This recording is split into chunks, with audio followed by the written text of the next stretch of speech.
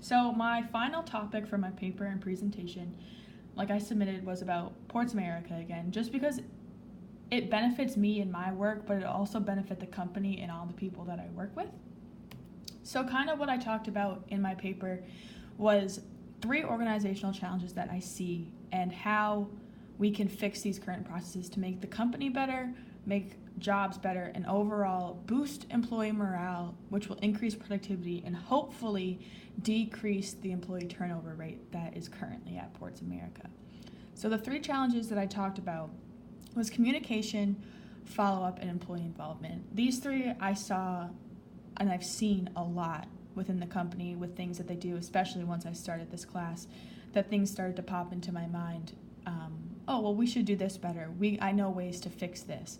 So that's kind of what I did, and I actually talked to my management about some of these issues and how we can fix them, which was really good for myself to show that I care about my job and to help them. So the first problem that I talked about was communication. Communication is really big in any company, not just in Ports America, but it allows for management and lower level employees to communicate openly.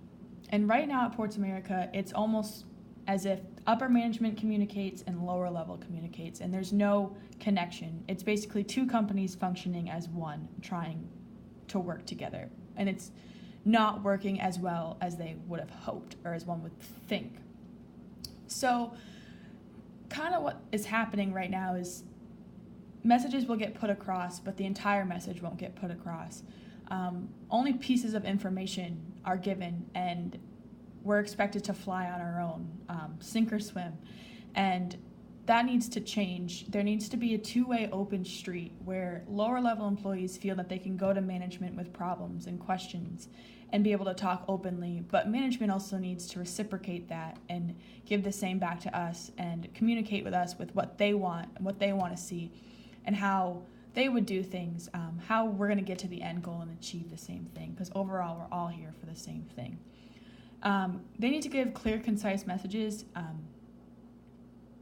Our meetings can go really long and get sidetracked, but if we just stay clear and concise and give the information that is needed and how to get there, everyone will be on the same page and be okay. And total picture needs to be given out, not just tidbits of information, but we need to know all of the information up front, so that way we know we're all on the same page together and we know how to accomplish the end goal.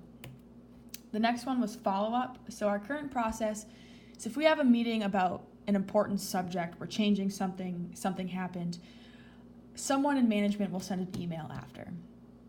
And that's it. That's where it ends. There's no follow-up after that, and most of the time those topics are never talked about again or never brought up again.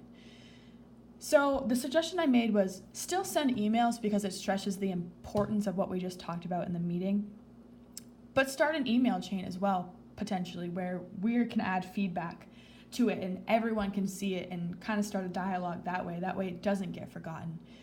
Host smaller meetings for follow-ups, because sometimes people aren't comfortable talking in a big group setting in front of everyone, and they'll feel better talking in smaller groups and being able to put their points across.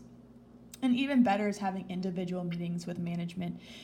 Not only does this show management that the employee cares, but it shows the employee that management cares what they think as well. They want to know how that meeting went for them. What suggestions does the employee have to give? It kind of creates a level of trust between upper management and lower level employees that will hopefully bridge the gap between the two. The last and final organizational challenge that I talked about was employee involvement. So the current process is there's not much employee involvement. We get directed and told what to do. And as an employee, that's not what I want. I want to be able to think for myself. I want to grow and learn. And by doing that, you're going to increase productivity. More employees are going to be independent and not have to come to you all the time with questions. So one thing for employee development is to ask for input. Ask the employees what they think.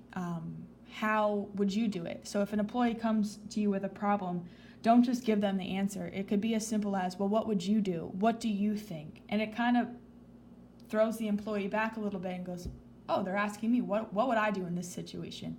And it gives them a chance to think outside the box and put their input in. And it helps them problem solve as well. by you just asking them and not giving them the answer. It also obviously still bridges that gap, like, oh, my management cares what I think and they want to know what I would do in this situation. And it makes you feel like your employees, like your opinions are heard. And it gives you a level of confidence to know that you can do this. Your management trusts you and you know what you're talking about.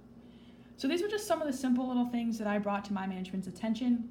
And I've started to see it a little bit better now. Like, we just had a meeting, and before we actually had the meeting, they actually got us together in smaller groups to kind of have us voice our opinions, which we didn't know that this was going to happen, where we had a larger meeting after the fact and our opinions were heard, and things started to change. So that was really cool to actually see this come around full circle. So